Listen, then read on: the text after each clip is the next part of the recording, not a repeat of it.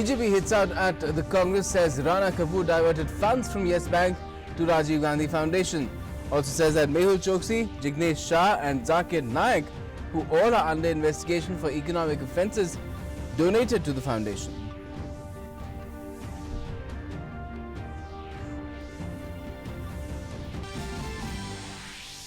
India thwarts Chinese attempt at the line of actual control on the intervening night of 29th and 30th of August as brigade commander level talks begin in Chushul. Indian troops preempted PLA activity on the southern bank of Pangong Tso, undertook measures to strengthen positions.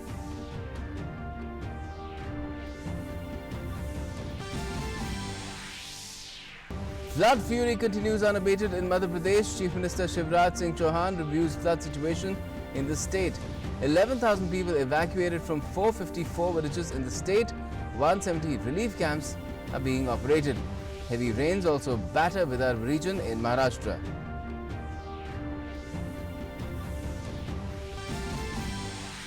The Supreme Court sentences Prashant Bhushan to submit a fine of 1 rupee in court by the 15th of September on the contempt of court case.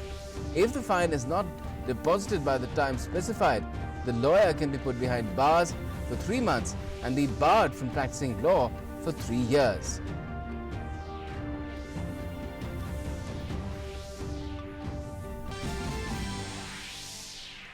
Ban on scheduled international commercial passenger flights to and from India is extended till the 30th of September this year. Restrictions shall not apply to flights under Vande Bharat mission and air bubble movement.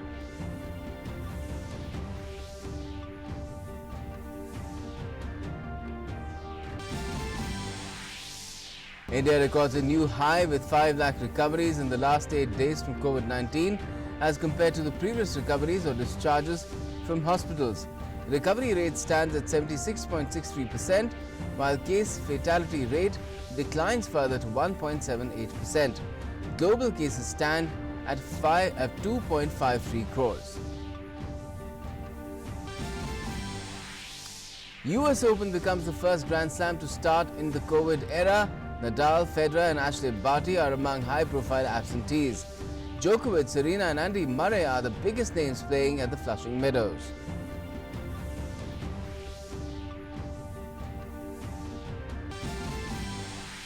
And the festival of Onam is being celebrated across the country today. The annual Harvest Festival is celebrated to commemorate the return of mythical righteous king Mahabali. President, Vice President and Prime Minister greet the people on the occasion.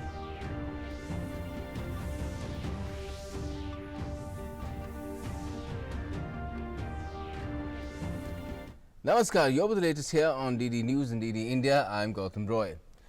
First up, the BJP has exposed corruption during the Congress reign in a press conference today. On target was the Rajiv Gandhi Foundation. Congress President Sonia Gandhi is the chairperson and Rahul Gandhi a trustee of the foundation. Spokesperson Sambit Patra exposed donations made to the Rajiv Gandhi Foundation by 4 people who are under the scanner for economic offences, including Mehul Choksi, Rana Kapoor of Yes Bank, Jignesh Shah of NSEL and Zakir Naik. The parties alleged that Choksi transferred money to Rajiv Gandhi Foundation through a shell company registered under the name of his son. Mehul Choksi के नाम पे एक company है जिस company का नाम है Geetanjali group. ये गीतांजलि इंफ्राटेक प्राइवेट लिमिटेड, इसके अंतर्गत एक और कंपनी आती है, उसका नाम है मेसर्स नविराज एस्टेट्स. यह एक पेपर मैन्युफैक्चरिंग कंपनी है, ये पेपर बनाती है. और ये जो नविराज एस्टेट है, इन्होंने 29 अगस्त 2014 को राजीव गांधी फाउंडेशन को चेक नंबर 676400 के माध्यम से 10 लाख रुपए डोनेट किए. He further exposed that Rana Kapoor diverted funds from Yes Bank to the Rajiv Gandhi Foundation. RGF received a lump sum amount of 9,45,000 rupees from Yes Bank. That was the money. Let me repeat. This is not the money of Rana Kapoor. This is the money which was diverted from Yes Bank's account to Rajiv Gandhi Foundation. Yes Bank के पैसा को divert करना और उस diverted fund से kick back लेना। और इसमें से लगभग जो खुशी की बात है कि 2330 करोड़ इसको हमारे पीएमएलए के विभाग ने अटैच कर दिया है। मगर question is why was this money from yes bank, ये यस बैंक का पैसा आखिरकार राजीव गांधी फाउंडेशन में डाइवर्ट कैसे हुआ? And the third major expose was how Jignesh Shah, infamous for the 2013 NSCL scam, also made donations to the foundation through a company that was under probe. 27th of October 2011, RGF received the lump sum amount of, a huge amount of 50 lakh rupees from already a company which is under investigation, that is Financial Technologies India Limited. और जिग्नेश शाह और ये जो financial technologies India limited है, इनका 5600 crore rupees का proceeds of crime है। And reports of Islamic Research Foundation Zakir Naik donating 50 lakh rupees to RGF are already in the public domain. Interestingly, since Naik and his holdings came under ED investigation and probe, Congress returned the money through a different account in order to not get caught. 8 जुलाई 2011 को इस IRF ने 50 लाख रुपए आरजीएफ को donate किए। ये भी आप जानते हैं क्योंकि ये प्रोसीड्स ऑफ क्राइम के अंतर्गत इस अकाउंट नंबर को सीज किया, इस अकाउंट को सीज किया गया है पीएमएलए के अंतर्गत। कांग्रेस पार्टी ने 12/7/2016 को राजीव गांधी फाउंडेशन से आईआरएफ को एक डोनेशन दिया और वो डोनेशन उस अकाउंट में नहीं गया जिसके ऊपर केस चल रहा है, एक और अकाउंट में चला गया। The Ministry of Defence has issued a status update on the situation along the line of actual control in eastern Ladakh. The release reads, on the night of 29th and 30th of August 2020, PLA troops violated the previous consensus arrived at during military and diplomatic engagements during the ongoing standoff in eastern Ladakh and carried out provocative military movements to change the status quo. Indian troops preempted this PLA activity on the southern bank of Pangong Tso. They undertook measures to strengthen our positions and thwart Chinese intentions to unilaterally change facts on the ground. The Indian Army is committed to maintaining peace and tranquility through dialogue, but it is also equally determined to protect its territorial integrity. A brigade commander level flag meeting is in progress at Chushul to resolve the issues.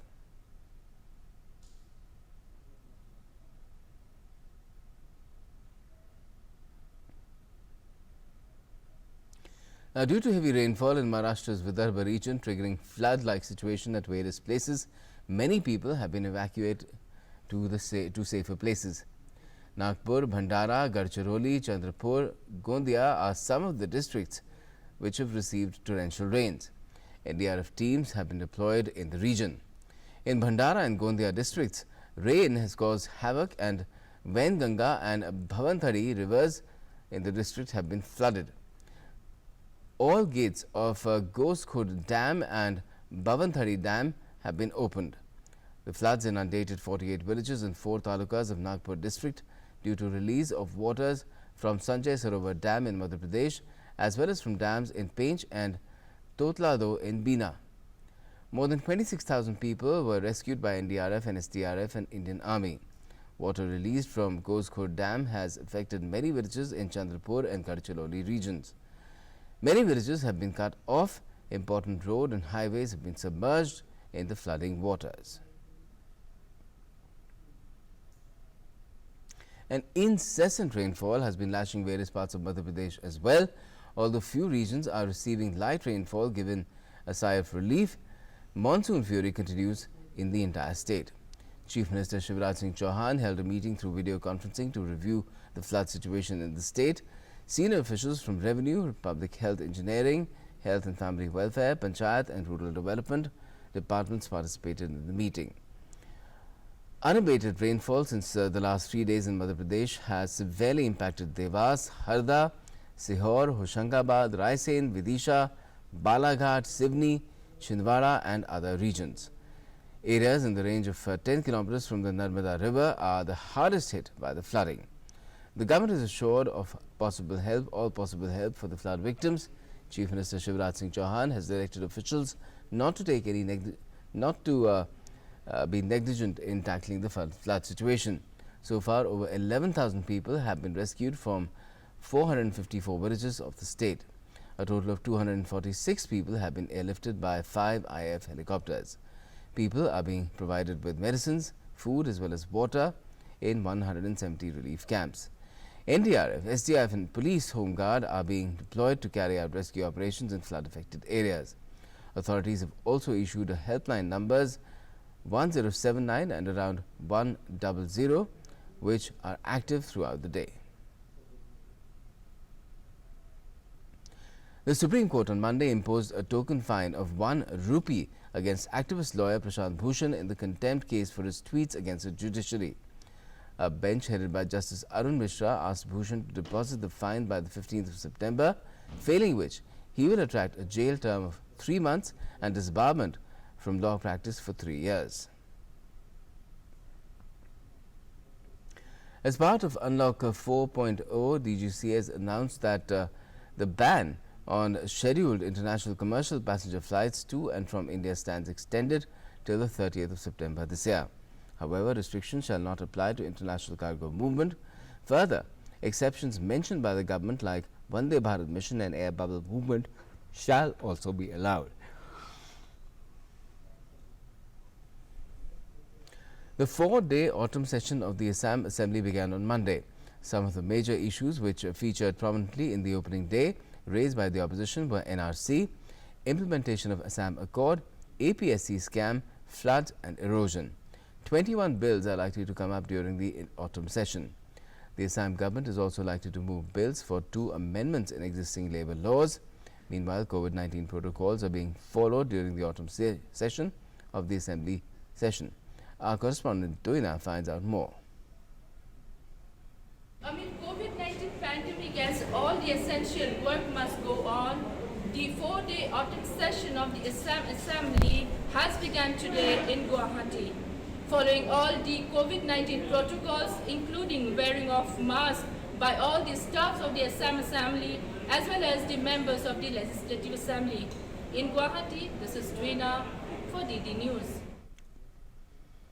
Let's now take a look at the updated situation as far as COVID-19 is concerned in the country, where India has exhibited determined resolve to expand the testing, which has led to an exponential hike in COVID-19 testing. The cumulative tests have crossed 4.23 crore mark today. 8,46,278 tests have been conducted in the last 24 hours. Starting from a single test in one lab in Pune in January 2020, the daily testing capacity has been scaled up to more than 10 lakh in August 2020. India has registered 78,512 cases in a single day yesterday. 7 states have contributed to 70% of these new cases in the last 24 hours. Of these, Maharashtra has contributed the maximum number of case load, amounting to about 21%, followed by Andhra Pradesh 13.5%, Karnataka 11.27% and Tamil Nadu standing at 8.27%. Uttar Pradesh with 8.27% again, West Bengal with 3.85% and Odisha with 3.84% are the remaining states contributing to the increased caseload. Of the total cumulative number of cases, 43% are recorded in just 3 states of Maharashtra, Andhra Pradesh and Karnataka, while Tamil Nadu has contributed 11.66% of the total cases. Maharashtra, Andhra Pradesh and Karnataka also account for about 50% of the deaths added in the last 24 hours due to COVID-19, with Maharashtra leading at 30.40.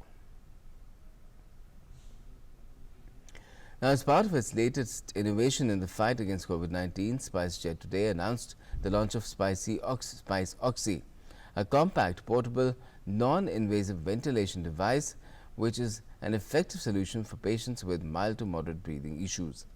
Additionally, the airline has also introduced fingertip pulse oximeter, a handy device making it easier for people to measure the oxygen level in their bodies. Nitin Gadkari, Union Minister of Road Transport and Highways and MSME, was present at the launch of Spice Oxy ventilator in Delhi. The minister said the device will serve as an affordable option to poor in rural areas where ventilators are not readily available. Spice oxy ये बहुत अच्छा product है, विशेष रूप से गांव में oxygen की कमी होने के कारण वेंटिलेटर्स की काफ़ी कमी है हमारे देश में है, ये उस पर्पस को सॉल्व करेगा। ये बहुत ही अच्छा इनोवेशन है, वेल टेस्टेड है और इसके साथ साथ इसकी कॉस्ट भी बहुत कम है। मेरा विश्वास है कि हिंदुस्तान की गरीब जनता के लिए ये बहुत अच्छा ऑप्शन होगा। बहुत ही अच्छा प्रोडक्ट है और निश्चित रूप से ये दुनिया में भी जाएगा। Union Health Minister Dr. Harshvardhan inaugurated virtually a super speciality trauma block at Vijayanagar Institute of Medical Sciences, Bellary, along with Karnataka Chief Minister Yediyurappa. Speaking on the occasion, he recalled fondly the contribution of late former Prime Minister Atal Bihari Vajpayee towards expanding AIIMS institutions in the country. The man who must be the happiest today is none other than our late dear Prime Minister Shri Atal Bihari Vajpayee ji. For the first time, a Prime Minister spoke about 6 more AIIMS in the country, and he spoke about 75 institutions to get converted into either super specialty institutions with focus on other super specialties or into these trauma centers, the type of which we have seen being inaugurated just now, where we have state-of-the-art facilities in super specialties, and they may not be called AIIMS, but they become AIIMS-like institutions. Suspected terrorist lobbed a grenade on security forces near Azad Gunj Bridge in North Kashmir's Baramulla district. A senior police officer said the target was an army convoy. However, the grenade missed the intended target and exploded by the roadside. As a result, 6 civilians were injured. They've been shifted to a nearby hospital for treatment. The entire area has been cordoned off to nab the attackers.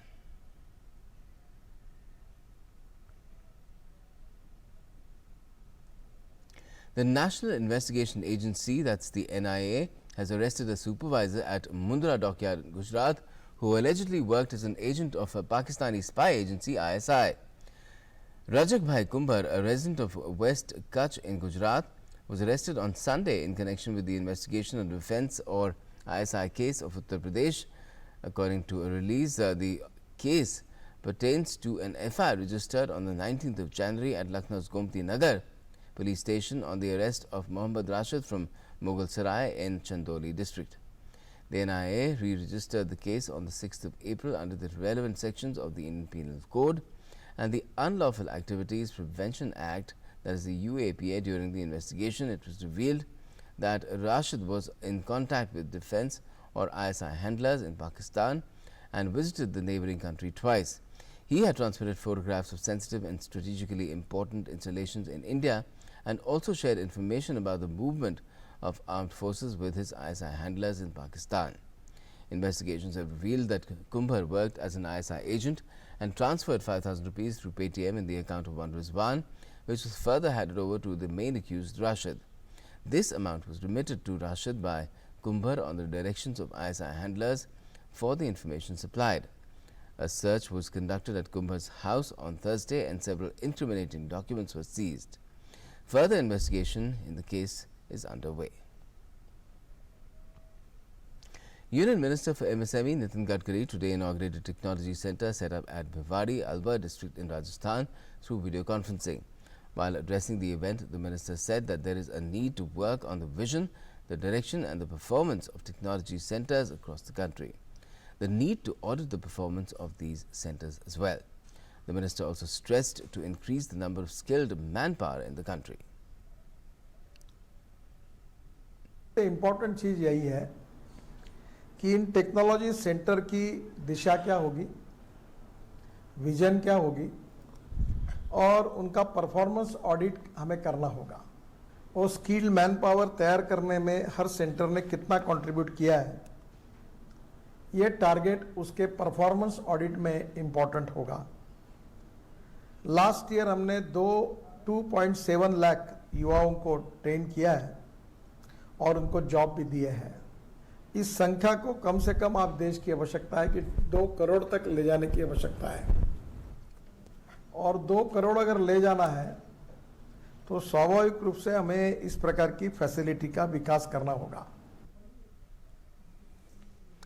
Let's get you some sports news now. And the US Open has become the first Grand Slam of the COVID-19 era when it starts on Monday in a spectator-free bubble at Flushing Meadows. Defending champion Rafael Nadal and women's number one Ashley Barty are among high-profile absentees. Ahead of the action getting underway in New York, here's the lowdown on the second major of the year.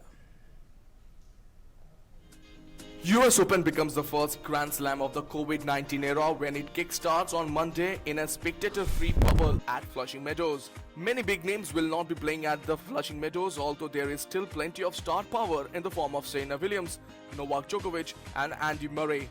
However, they will be competing in front of empty stands. The event is taking place inside a safety bubble which includes rigorous testing and restriction on movement of the players, their support staff and tournament officials. It follows immediately after the Western and the Southern Open, which is usually held in Cincinnati but moved to Flushing Meadows to create a two-tournament bubble. Who is missing? On the men's side, Rafael Nadal and Roger Federer revealed their plans relatively early, with Gael Monfils soon becoming another top 10 player to remain in Europe. Former champion Stanislas Wawrinka and Juan Martin Del Potro will also not be present. Japanese Kei Nishikori recently joined that list after testing positive for coronavirus. As far as the WTA Tour are concerned, 6 of the top 10 will not be present in New York, including world number 1 Ashley Barty. Two-time major winner Simona Halep is focusing on the French, while the 2019 US Open champion Bianca will not be defending her title this time. Djokovic's golden opportunity. The absence of Nadal and Federer gives an opportunity to men's world number 1 Novak Djokovic to close in on his rivals in the quest for most Grand Slam titles. Djokovic won January's Australian Open for his 17th major, 2 short of Nadal and 3 adrift of 39-year-old Federer. Remarkably, it is the first Grand Slam where neither Nadal or Federer are playing since 1999 US Open. Sports Desk, DD India. An Onam festival is being celebrated with gaiety and fervour by Malayalis in Kerala as well as across the world amidst adequate precautions and restrictions due to coronavirus. The 10-day harvest festival is celebrated in the month of Chingam, which marks the Malayalam New Year. And during this period, people buy something new, decorate their homes, prepare Pookalam and enjoy Onam Sadhya. Due to COVID-19 pandemic, unlike every year, the grand celebration has been a restricted one. The festival will conclude on the 2nd of September.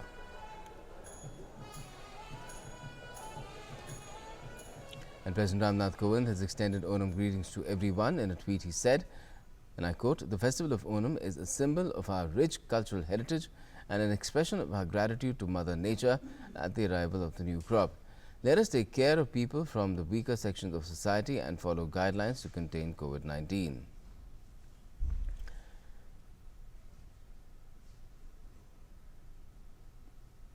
Vice President Venkaiah Naidu has also tweeted and greeted people on the occasion of Onam. On this Onam, he said, "Let us remind ourselves of the values of honesty, integrity, compassion, selflessness and sacrifice which the great King Mahabali espoused. May this joyous festival bring peace, prosperity and happiness to everyone." And Prime Minister Narendra Modi has also extended greetings to the nation. He's tweeted, "Greetings on Onam. This is a unique festival which celebrates harmony. It's also an occasion to express gratitude to our hard-working farmers. May everyone be blessed with joy and best health." And a very happy Onam to you all as well from the entire DD Network family. And stay tuned for all the latest to DD News as well as DD India.